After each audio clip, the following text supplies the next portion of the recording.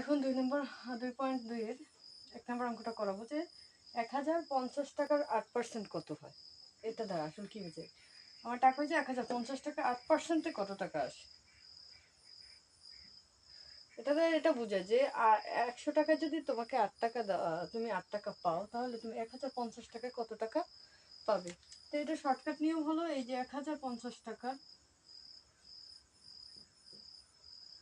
8% শতকরা, এই পার্সেন্টেজ মানে কি শতকরা, তাহলে উপরে 8 নিচে 100।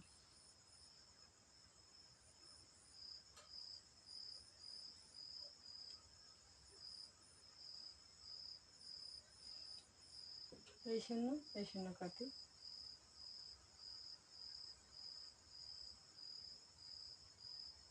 4 দুগুণে 8, 5 দুগুণে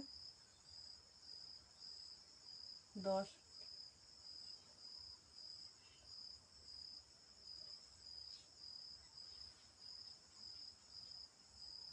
5 দুগুণে 10, 5 একে 5,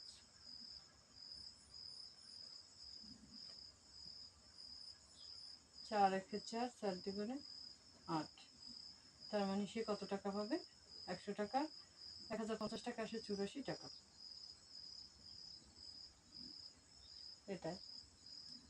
এটার আরেকটা নিয়ম হলো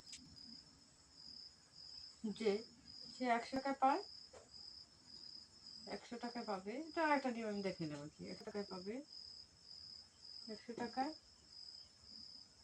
পাবে 8 টাকা, ঐকিক নিয়ম এটা কি।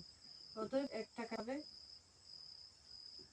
নিচে 100, অতএব 1050 টাকা পাবে। এটা ঐকিক নিয়ম দিয়ে একটু করিয়ে দিলাম। 1050 ভাগ কত, 100, এই কাটাকাটি করে রেজাল্ট একই আসবে। কত টাকা আসবে,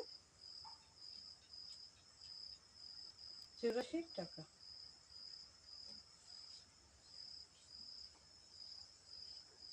তো দুইটা অঙ্ক নিয়ে করে দিলাম, একটা অঙ্ক